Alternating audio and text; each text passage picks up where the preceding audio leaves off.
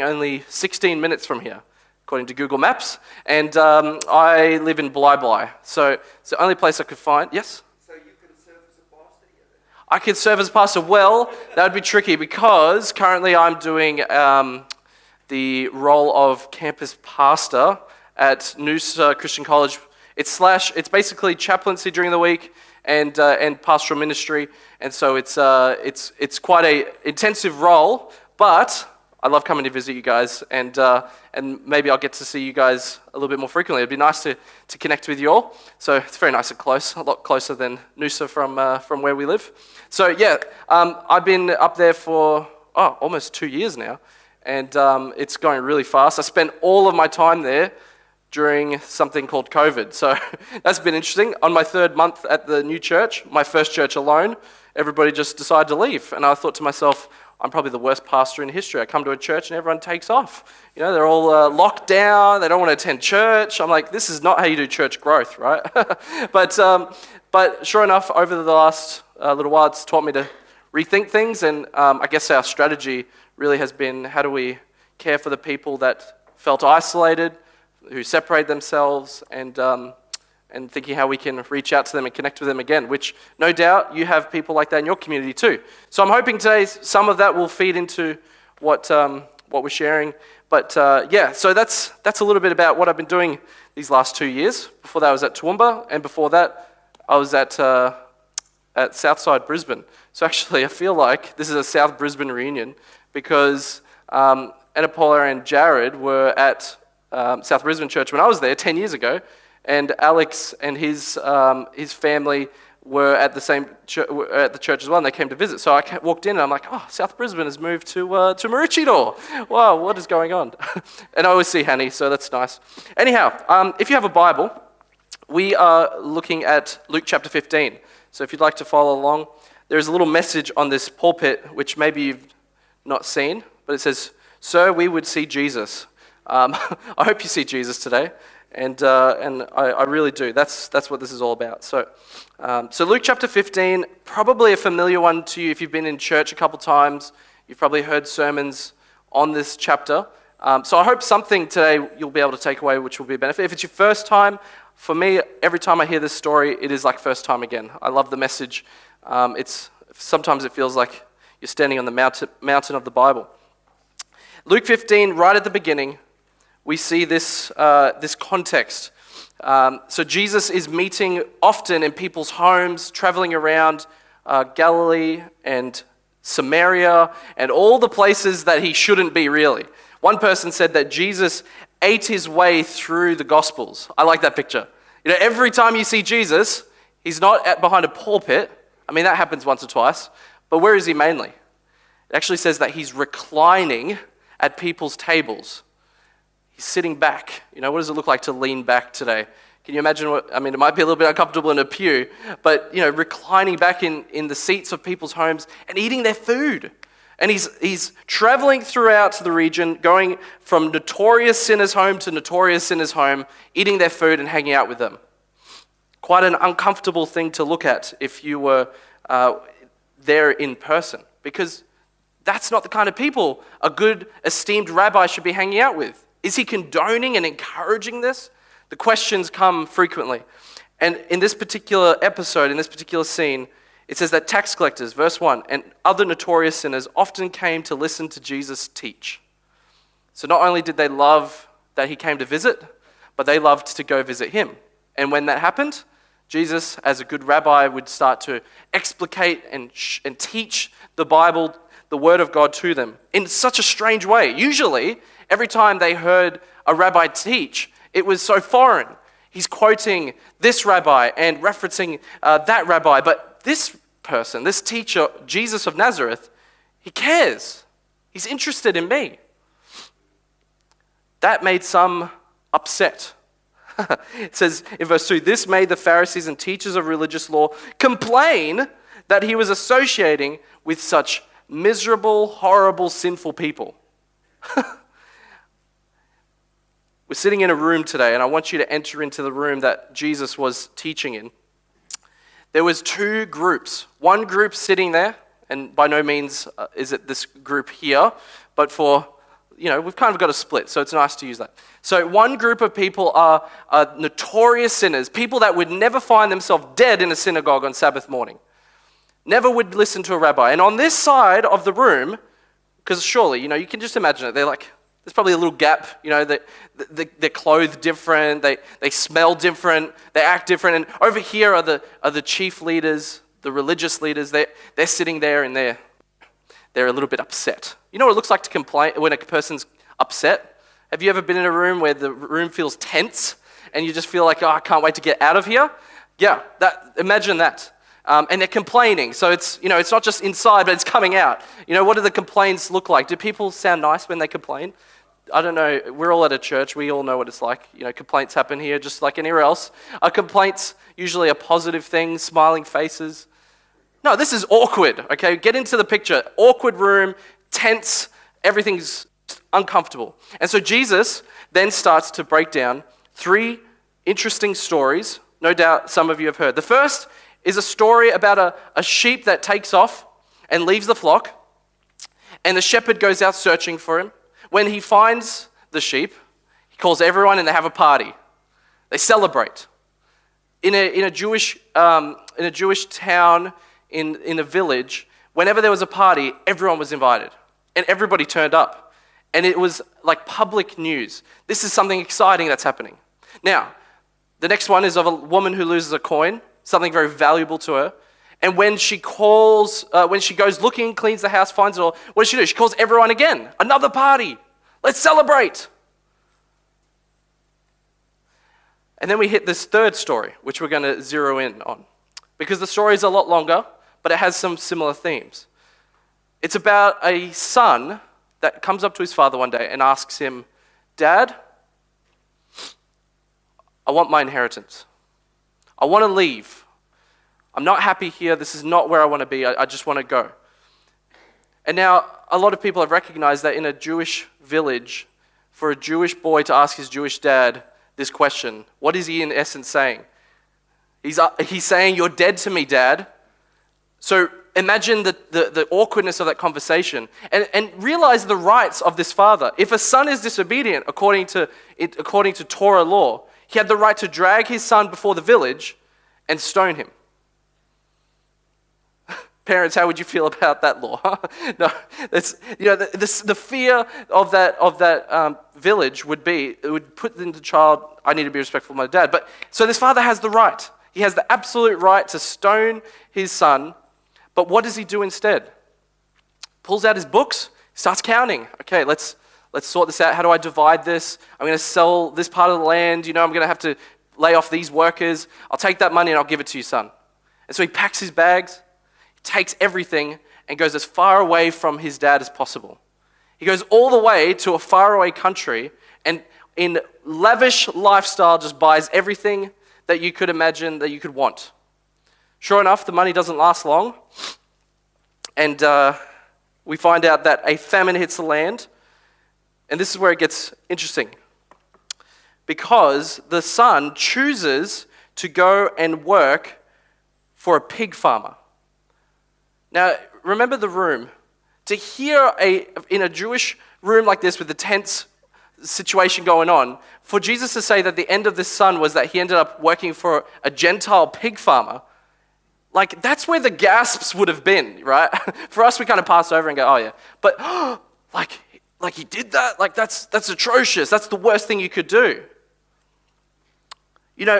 This son wanted to get so far away from God, so away from his father, that it was something that he just wanted to do. He wanted to get to the furthest possible reach away from him. Now, a lot of people in our society today have a very similar perspective of God. They want to get as far away as possible, as quickly as they can. I remember once that I was preaching in my church when I was in Toowoomba, and the side was kind of like this actually, but the doors would open up because it was just it was an entrance point. And I was midway through my talk, and all of a sudden I just hear a moped starts roaring down this long breezeway, and he just yells as he gets past the door, "God sucks!" and just goes around and up the road and takes off. And this is the interesting thing. The guy was on his moped, he's wearing board shorts, thongs, and he has like this kid hanging on the back, like, oh, what's going on? Like, what's Dad doing today? What an interesting exercise to take your child on a Saturday morning. Why would somebody do that? Ask yourself the question, why would anybody wake up on a Saturday morning, get on their motorbike, go to the nearest church, and just yell, God sucks, in the door? I think what we discover in our society feels like this is where we're at currently. People want to get as far away from God as quickly as possible. A lot of people identify with this younger son. For whatever reason, what made the son feel like he needed to leave? What made him hate it so much to be at home that he just wanted to take off? I don't know the answer to that. Everybody would have their own reason why they would find themselves wanting to be as far away from God as possible. But I can guarantee you that it might have to do with something more than just the idea of a God.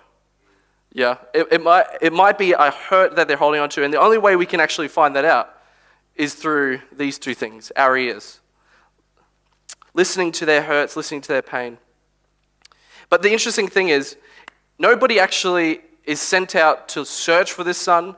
It's almost like he's less important than a sheep or a coin. And he is on his own one day in the midst of the worst time of his life. And he hears a thought pop into his mind. He feels this memory. He starts thinking, my dad's servants, they live it up at home. They're just servants. They're not sons. But they have like great lifestyles. They get paid. They don't have to eat the food they're feeding to the animals. A memory pops into his head and it triggers him. Nobody calls him. Nobody's standing there. The only thing he can hear is, pigs eating. He can hear the master yelling at him maybe. But he remembers. He remembers his father's home. And so he says, I'm going to go back. And so he starts, he starts reciting, and actually twice it repeats the same phraseology. He keeps saying, I've sinned against heaven and earth, and I've done all these bad things, and if you'll just take me back, I'll be like one of the servants. He keeps reciting this speech to his dad. And when he gets there, he doesn't even get to say it. He doesn't even get to recite any of the words. The father just sees him coming and runs to him, something an esteemed Jewish man would never do. And he runs to him. Why? Why would he run to him? He sees his son. Yes, it's the love that's bursting within him, but something else. Remember, a disobedient son, what do you do with them? You stone them, you get rid of them. So the village, there would have been a lot of shame in this story. That son it was fine that it was terrible that he left, but it's even worse that he's coming back. He's bringing all that baggage back with him. So the father runs to protect him. And he puts the best clothing on him, the best shoes, and says, this is my son who once was alive, or was once dead, but now is alive. Put the best of the best on him, bring him in, kill the fattened calf. What a beautiful, beautiful response. It's never too late to go back to the Father's house. No matter where we have been, no matter how hard we have cut God off, it's never too late to return. There is only one sin that Jesus said is unforgivable, and it's the sin that you choose to reject God further. If in that pit, the boy heard or felt that memory and he said, nah, I'm just going to keep going down this track, then of course he would never have experienced that Father's love, never would have been embraced, never would have been had those clothes put on him. But the fact that he came back filth and all, stinking and gross, the Father wanted him home. The Father wanted him back. Clothe him, shower him, give him the best. No matter how far you've gone or how long it's been, God is still calling you back. Take it from somebody who was a high school dropout, who was at best, maybe will become a good KFC employee, maybe become a manager or something like that. I realized and I thought to myself as this emo kid that this was it. This was what life had to offer. And through a course of events or a few bad things that happened, I realized, is there something more to life than all this? Does just everything have to come to an end? Nobody was standing there in that moment calling me. Wasn't a preacher saying something at the right moment, but instead, it was a memory. It was a memory from my childhood, from what my parents had taught me, from what I had learned at church, what friends had encouraged me. I remembered a God of love, a God that is calling us constantly and persistently, who's standing there on the edge waiting for us whenever we're ready. No matter how long it's been, no matter how far you've gone, the Father's waiting. Father's waiting. So remember, there's two groups in this room. It's very awkward, it's very tense. Maybe we've heard about this story a little bit before for those who have been in church a while, and we listen to the story and we go, amazing. God would embrace even the worst person. Now we come to the other side of the room, and Jesus still has a story to share. We've only made it halfway through. Because as the party starts, remember, the stream is, everything's going off, everyone's having a good time, they're killing a big cow, which costs a lot of money, and they're feeding everybody. Steak for everybody, right? That's a big deal 2,000 years ago. It's not just going down to Woolies and getting a cut or popping by McDonald's and getting a burger, right? This is a big event, takes a lot. Everybody's invited. Remember, the whole village knows about this. People walk in the door and they're like, wait a minute, what is this party about? And they see the son there again. This is the son that rejected his father. Shouldn't we be getting our rocks, not picking up our cups? And so everybody's celebrating, everyone's partying, it's a great time. And outside in the field, the older brother's working hard, sweat dripping. If you have siblings and you know the feeling of having a younger sibling, I am the youngest sibling in my family, and my sister has openly told me that my parents were much leaner on me than they were on her. Maybe this older brother had that sort of experience. Maybe he was expected to do more, and so he's working hard, the sweat dripping, and he hears the music. He hears the partying. It must have been getting loud, laughter, joy, everything. And he's like tilling the soil and then hearing all this and thinking, what in the world is going on? So as he approaches the house, he hears the servant approaches him and says, hey, didn't you hear? Great news. Your younger brother's home. He's back. Oh, things are going to go down because the older brother, he hears this and he's furious. He's agitated. Listen to the wording from verse 25 onwards, particularly verse 28. It says, the older brother was angry and would not go into the house. His father came out and begged him. Can you imagine the scene? Standing at the doormat of the back of the house. Here is this son come just back from his work, and the father is pleading with him. He's inside. He's alive. Come in. No, Dad, no. What are you talking about? Why are we showing him respect? Why are we treating him with love? He literally said that you were dead to him. Why would you do that? The father pleads and begs and said, look, dear son, why can't you come in? And so this is what he says. This is what the older brother says, verse 29. All these years I've slaved for you, and never once have you even given me a goat to eat with my mates. Yet when this son of yours, notice the language, this son of yours, not my brother, this son of yours comes back. After squandering your money on wild living, you celebrate by killing the fattened calf. The best picture I can visualize right here of this guy is, have you been in the shop and a toddler is starting to malfunction and they're just on the ground and they're like, no, have you had this experience yet? I know I'm on the way there. Elias is an angel because he's still a potato. But, eventually he's going to do the tantrum sort of thing. Can you visualize this older brother having this tantrum at the doorstep? Like, no, Dad, I've slaved for you all these years and nothing you've given me. But yet this son of yours, he comes back after wasting all the money, reduced the size of the property, probably laid off so many workers, and you're just going to bring him back? Make him a servant. Make him work for it. I think if the brother had truly understood his father's love, there would have never been a need for this part of the story. If the older brother understood exactly what his father was like, then things would have turned out differently. But here's the point. This older brother was just as lost, if not more lost, than the brother that left and came back.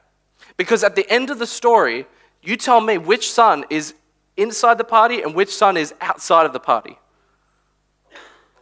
Yeah, honey, the older one is standing on the outside. He doesn't want to go in. He doesn't want to celebrate. He's being a party pooper, and he just hates that his father would show this much love. Both sons, this is the point. And church people, you really need to listen to this. This is for you and for me. People who believe in God, people who want to do the right thing, people who believe that the word of God is right and true, keep the Sabbath, all that sort of thing. This is Jesus zoning in on you and on me. Are you ready for this? Both sons were looking for ways to escape the father. One son was doing it by disobeying his father completely. The other by obeying him. Let me zone in on this. You can obey all the laws but still be on the outside of the father's house. Because that son, notice the language that he has for his work for the father. All these years I what? I slaved for you. I worked hard for you. I was trying to please you, Father. Is that what the father wanted? No, because at the end he said, all of these things, my son, were yours.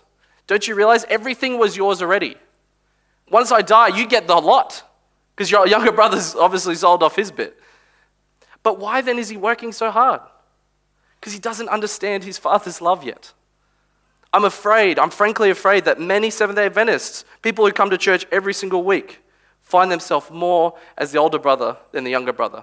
We love to hear the message of the younger brother who had left and come back. But are we ready for younger brothers who are in our community, who are on their way home? Are we ready for those people? Imagine right here, that the story wasn't about a father who saw the younger brother, but an older brother who saw the younger brother coming home. What would that have looked like? Would it have looked something like this? That he stood at the door. May I open these doors for a second? Stood at the door, and as they were coming in, arms crossed, remember, that's the picture. Arms crossed, foot tapping. No, you're not welcome here. You don't fit in, you're not right. This isn't your spot, this isn't your place. Doors closed to you. Can you imagine that scene? Can you visualize it with me? How painful that would be. How many people have been turned off from God, not because the Bible is irrelevant and doesn't have a message of hope and peace, but actually because somebody stopped them. An older brother who was sitting in the room across from the notorious sinners that Jesus loved and was complaining. They were upset. See, a lot of people make this point, and I think they're wrong, is that in each of the stories, there is a woman who's searching for a coin and has a party. A shepherd looking for the sheep has a party. And then they say, well, there's no party for this, there's no one searching, rather, for this son that was lost. Now, some people say, well, the father was searching, right? That was what was going on. But he couldn't leave because he had to govern this area. So who was the one that was supposed to be going out searching for this younger brother? Think about it. Because do you know something that I've realized only this morning?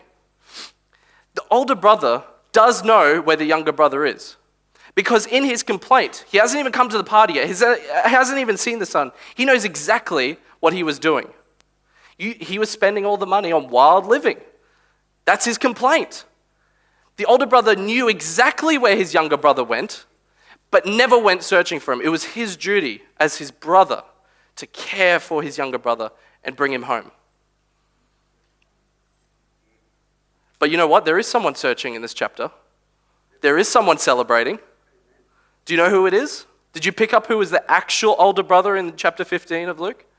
The actual true older brother was right there at the first two verses. The party is already in progress. The notorious sinners have been all invited. They're sitting there, but so have the party poopers. They're sitting in there, and they're the complaint in the middle of the party. Jesus is the true older brother. The true brother that went searching, that went to every single brothel and every single pub and everything bad, searching for the younger brother who was lost. And when he found them, he'd bring them to his home. He would visit their homes. He would eat their food. They would eat his food. The party is started. Jesus is that true older brother who is searching for you. Jesus' concern is that those who are religious do not have great enough concern for those who are far from God. That is complaint. That is his complaint throughout this whole chapter. Those who were sitting in that room were complaining that he was doing too much. His complaint is that they're not doing enough. And really the end question, and it's left open-ended. Listen to the final words of the Father. The story is abruptly ended. Verses 31 and 32 of Luke 15. Are you ready for this? I think you are. Are you ready for this? Oh, thank goodness. All right, you're still with me. I'm wrapping it up here. His father said to him, this is the plea of the father to his older brother. Look, dear son, you've always stayed by me, and everything I have is yours. You've already got all the riches. You've already got all the property. But we have to celebrate this happy day, for your brother was dead and has come back to life. He was lost, but now he is found. Resurrection language, a new life for my son. He's back. He's got a second chance. The question now is, are you okay with the father doing this? Son, are you okay with me loving my youngest son? Are you okay with him being embraced again? He's come back to us. Are you okay when people walk through the door and they act a little bit differently? They eat a little bit differently. They smell a little bit differently. Are you okay with God loving those people? I want to share just two stories with you of how I've seen this happen in my own life. Actually, I preached a sermon on a similar topic when I was in Mackay one time. And there was a young man there. It was quite a full church at the time, so I didn't know any of the people really, bar one or two. And as I was speaking this sermon on a very similar topic, very similar message, who are we embracing? You know, we need to embrace the other person that's different to us, who might not have ever read a Bible, etc. A young man was sitting in the crowd.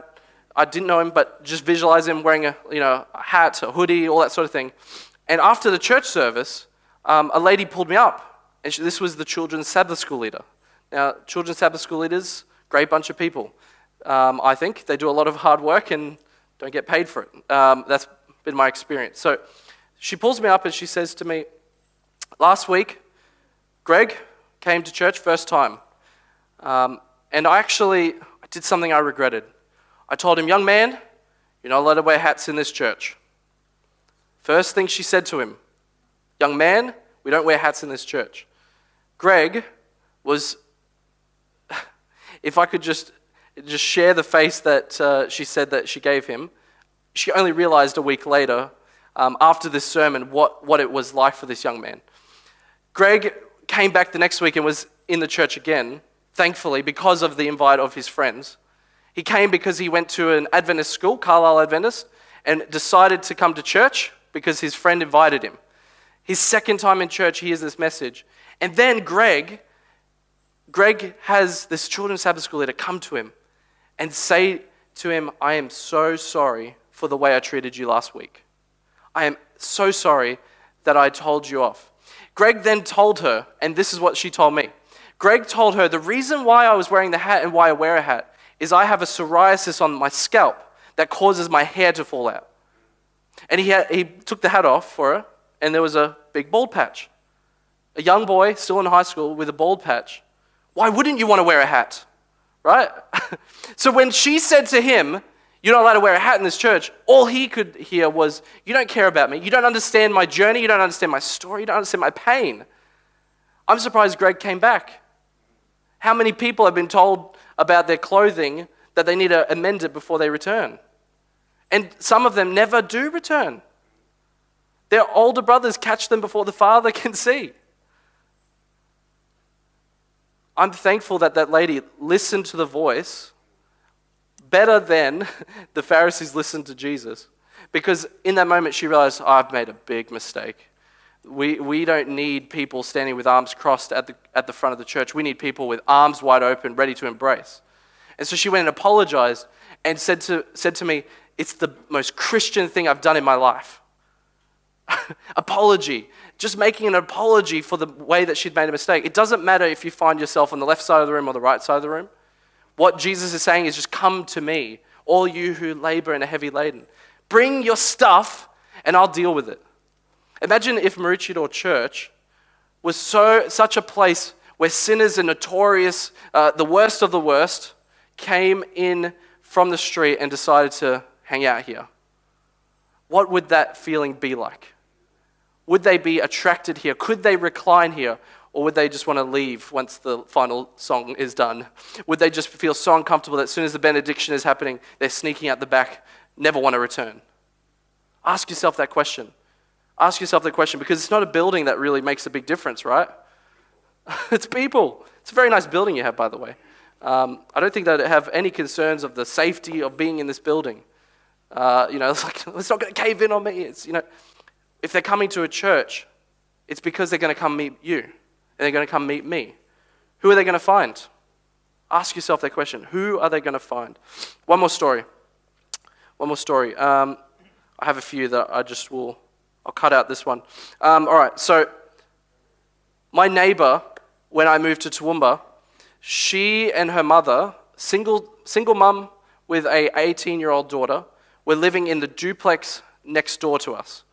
Now, what I actually didn't realize when I was picking the place, because there were so many options, I was like asking God, please show me the right place to live. I felt convicted that I needed to do this.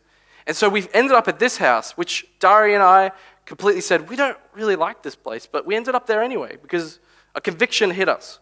When we moved in there, we got to finally meet the neighbors, and my wife loves making sushi, and so she would make sushi rolls and usually make way too much, and then we'd end up taking it over, and our dog would dig under the fence and cause a lot of problems, and then would actually run into their house and stuff like that. Anyways, it was all an opening to connect with them, and we actually became really close friends.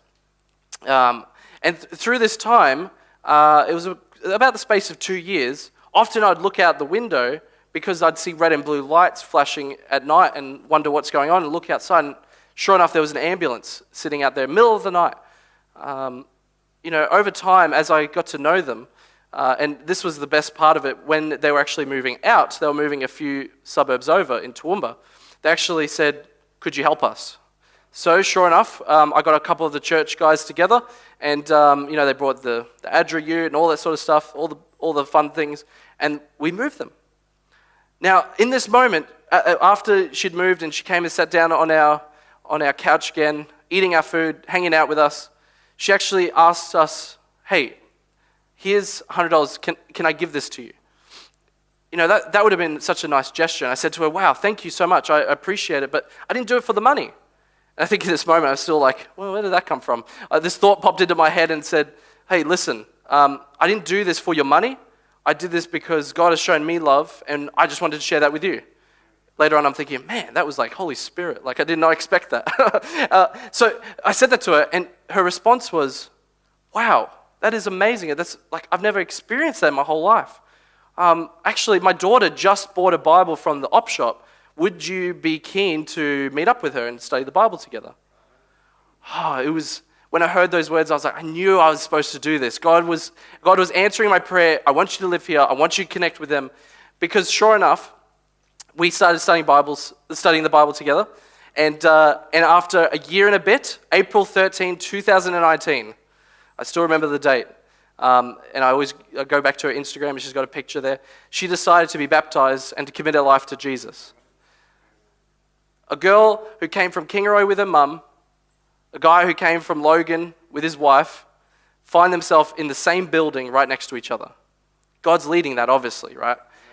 And on the night of, I get this message. And I often go back to read this when I'm in my low points, because this is an encouragement to me. Her mother messaged me. And she was coming to church too. She wasn't as keen on it, but her daughter was really, really hot for it and interested. And she sends me this message on Facebook Messenger. This is what she says to me. She says, thank you, Jacob, for all the stuff you've done with my daughter. I am so glad I will never have to call an ambulance again. Oh, it melted me when I heard that. Because she went on, I don't know if you knew this, but every time the ambulance was coming, Whitney was saying that she wanted to end her life. And she was doing stuff that would be the final thing. Often the ambulance had to save her life from the pain and misery that she was going through. But her mum had recognized that she had found Jesus, had discovered a new life, and he actually saved her. Jesus actually still saves. For me, that was such a conviction that I'd never experienced that before. And I thought, wow, he's still there. He's still calling the notorious sinners, the people that are hurting. He's still calling the people that are far away from him. He's still calling. Now the question is, as a church, what are we going to do to embrace them? How are we going to accept them and love them? What's it going to look like? Don't just pass it on to Adra and go, good luck, guys, right? Adra is an arm of the church, a healing arm of the church. What does that look like in this context? Don't just say, well, we'll just give them potluck, right? Potlucks are about celebrating that people are returning home. Let's not get lost in all the traditions that we forget why we're here. Every person that walks through that door is special and precious. A child that's wandering from the Father. How are we going to embrace them? I think I've labored the point, but I hope you recognize it. I hope that you've seen Jesus today. I hope you really have seen Jesus today, but more than that, I hope that you will be the arms and feet and voice and embrace of the Father of Jesus as we move along in this journey. May Maroochydore be the embrace of the community. That's what I'd love to hear. Embrace them, please. I think we have a song, and then we'll do the benediction. Let me pray with you after that for your week.